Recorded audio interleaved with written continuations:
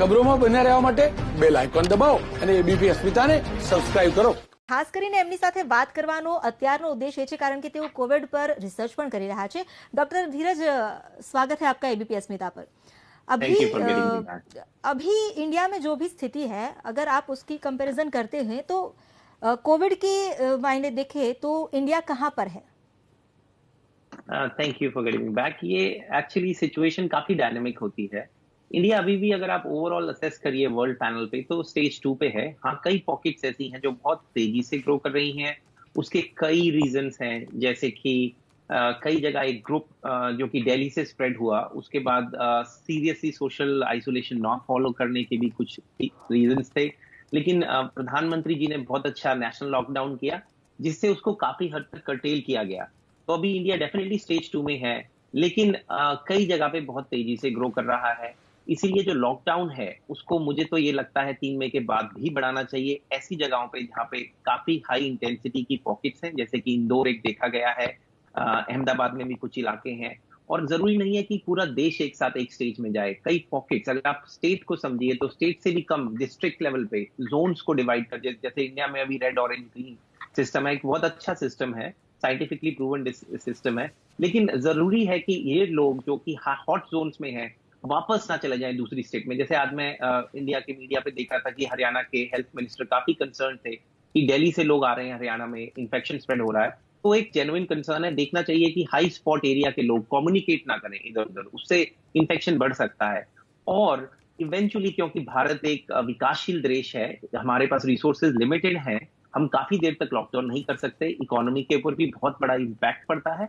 तो उसको भी खोलने के लिए अभी से road map, matter of fact 4 हफ्ते पहले से रोड मैप बना लेना चाहिए था. मुझे लग रहा है बना रहे हैं, जिससे कि हम स्टेज वाइज और वो भी बहुत ग्रेजुअली ओपन करें और हर 2-3 दिन में असेस करें, अलोंग विद मास टेस्टिंग.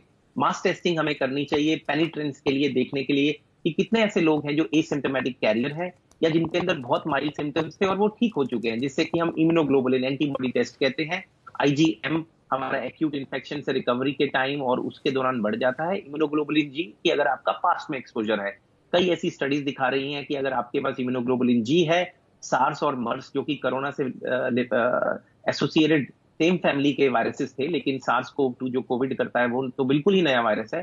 तो उन स्टडीज के बेस पे हम कह सकते हैं कि 2 सीजन तक इम्यूनिटी रहेगी. ये वायरस हमारे बीच में रहने वाला है अगले, मैं तो ये समझूंगा जब तक वैक्सीन नहीं आती, और वो आने में अराउंड 12 to 18 मंथ्स लगेंगे. तो हमें कहीं ना कहीं इस वायरस के साथ जीना अब सीखना पड़ेगा.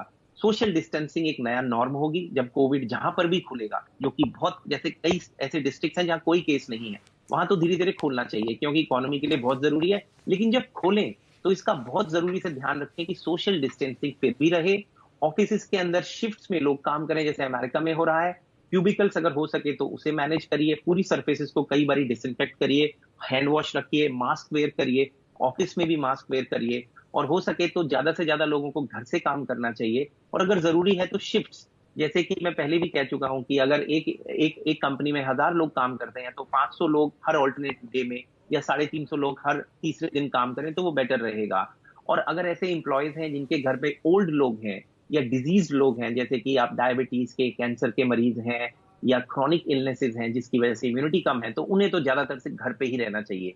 तीसरा जो अमेरिका में देखा जा रहा है, रिकमेंड हो रहा है कि जब कंपनीज खोलेंगी तो वो इंसेंटिवाइज करेंगी कि अगर पहले ही कई सिम्टम किसी भी इंसान के अंदर आए तो वो एक टाइम ऑफ, डे ऑफ ले सके, उसके लिए उसकी तनख्वाह ना कटे, क्योंकि बहुत जरूरी है. इंडिया में अभी देखने में आया है, कई टीचर्स ने मुझे ईमेल किया था दिल्ली से भी कि उनकी तनख्वाहें रुकी हुई हैं, जो एक बहुत कंसर्निंग इशू है.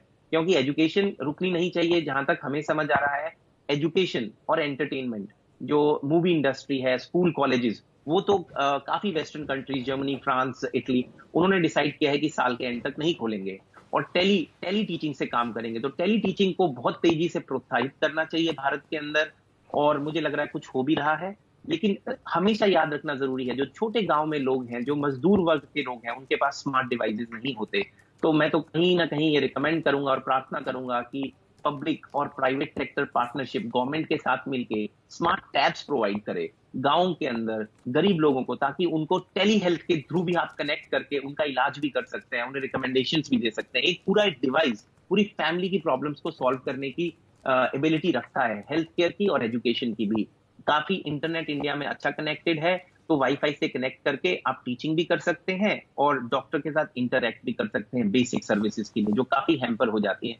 तो कई ऐसे स्टेप्स हैं जिसमें गवर्नमेंट देख रही है। अगर आप खोलेंगे तो बहुत जरूरी है कि पूरी प्रिकॉशंस के साथ खोलिए। कहीं अभी तक जो भी हमने लीड गेन की है वर्ल्ड में, जिसका एप्रिसिएशन हो रहा है मोदी जी के नेतृत्व में, कहीं वो लॉस ना हो जाए और हम बहुत केयरलेसली चीजें खोलें और अपना सारा गार्ड डाउन कर दें, जिससे कि स्टेज 3 में पहुंचे। और स्टेज 3 में अगर पहुंच गए तो बहुत बड़ी दिक्कत है। लेकिन ये जानना जरूरी है कि स्टेज 2 में जो हमने इसको रोका है, उसका मेन पर्पस ये था कि हम टाइम बाय करें, ताकि हमारे हॉस्पिटल्स बने, हमारे आईसीयू बेड बने। बहुत अच्छी तरीके से भारत सरकार ने 2 लाख हॉस्पिटल के बेड बनाए हैं। पहले सिर्फ 17 लाख थे। 1.3 बिलियन 135 करोड़ की जनसंख्या के लिए 17 लाख बेड थे, अब 19 लाख हो गए हैं।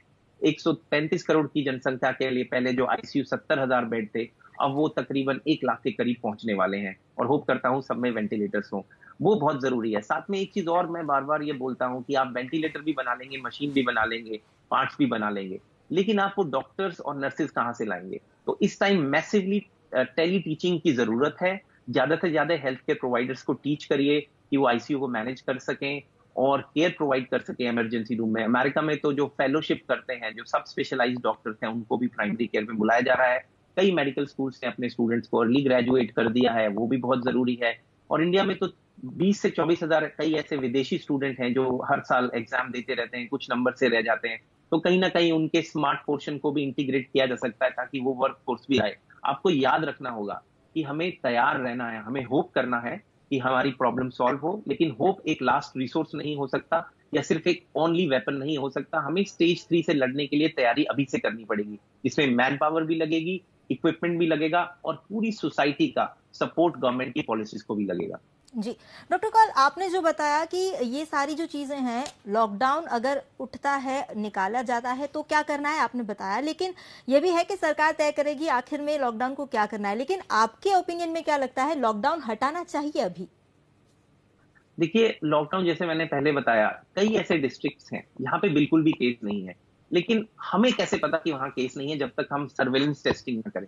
तो मेरे हिसाब से तो पहले सर्वेलेंस टेस्टिंग अभी लॉन्च कर देनी चाहिए, और अगर नहीं हुई है तो कर देनी चाहिए थी, ताकि जब लॉकडाउन का तिथि जो कि 3 मई है, जब वो आए तो हमारे पास एटलीस्ट एक डाटा हो कि हमने 3%, 5%, 10% जनसंख्या का उस एक डिस्ट्रिक्ट में कर लिया है। और हमें पता है कि रेट बहुत कम है, क्योंकि एसिम्प्टोमेटिक कैरियर 80% ऐसे लोग हैं जिनको या तो बहुत ही मिनिमम सिम्टम होंगे या सिम्टम ही नहीं होंगे।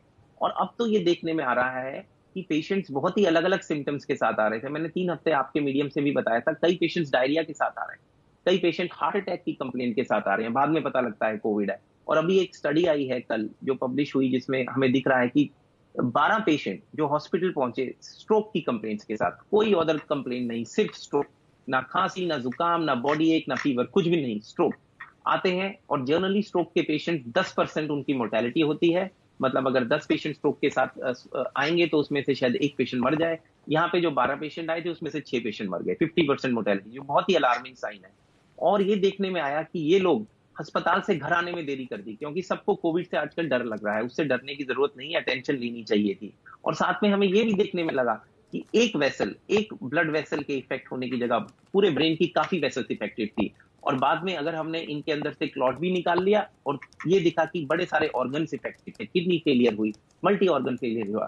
तो हर दिन हमें कोरोना वायरस, कोविड, SARS-CoV-2 जो ये कोरोना वायरस का एक सब टाइप है जिससे कोविड-19 हो रहा है, उसके नए नए ट्रेट्स समझ में आ रहे हैं। इसकी प्रेजेंटेशन बहुत ही अलग तरीके से स्प्रेड है। तो कोई बड़ी बात नहीं है कि कोई इंसान हो जिसे डायरिया हो 3 हफ्ते पहले और अब रिकवर हो गया, उसे कोविड हो और अब वो बिल्कुल ठीक हो गया हो।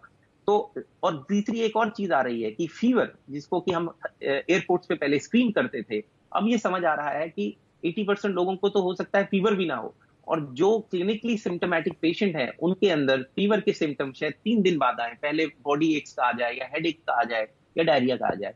तो फीवर करके स्क्रीन कर लेना ये कहीं स्मार्ट टेक्निक नहीं थी, लेकिन अब वर्ल्ड इसको रिवाइज कर रहा है। और एक बहुत जरूरी चीज है, जो टेस्ट आप यूज करें उसको अच्छी क्वालिटी का यूज करें, क्योंकि इनिशियली इंडिया में जो टेस्ट आए थे वो चाइनीज टेस्ट थे। चाइनीज टेस्ट ने अब अपना कॉन्फिडेंस खो दिया है, क्योंकि 70% एक्यूरेसी, मतलब 30 से 40% तो ऐसे पेशेंट हैं जो कि टेस्ट बोलेगा कि उन्हें डिजीज नहीं है, लेकिन एक्चुअली उन्हें डिजीज होता है। और वो लोग बाहर जाके और स्प्रेड कर सकते हैं, फॉल्स सेंस ऑफ सिक्योरिटी आ जाता है। तो टेस्ट बहुत जरूरी है, अच्छी क्वालिटी के हो। और भारत में इतनी क्षमता है, इतने इंजीनियर्स हैं भारत के अंदर, इतनी अच्छी तकनीक्स डेवलप कर सकते हैं कि ना कि हम अपने खुद के टेस्ट बनाएं, बल्कि मुझे तो ये लगता है ये अपॉर्चुनिटी है। जैसे गडकरी जी को भी मैंने सुना था रिसेंटली, एक बहुत अच्छी अपॉर्चुनिटी है भारत के लिए एक वर्ल्ड लीडर बनने की।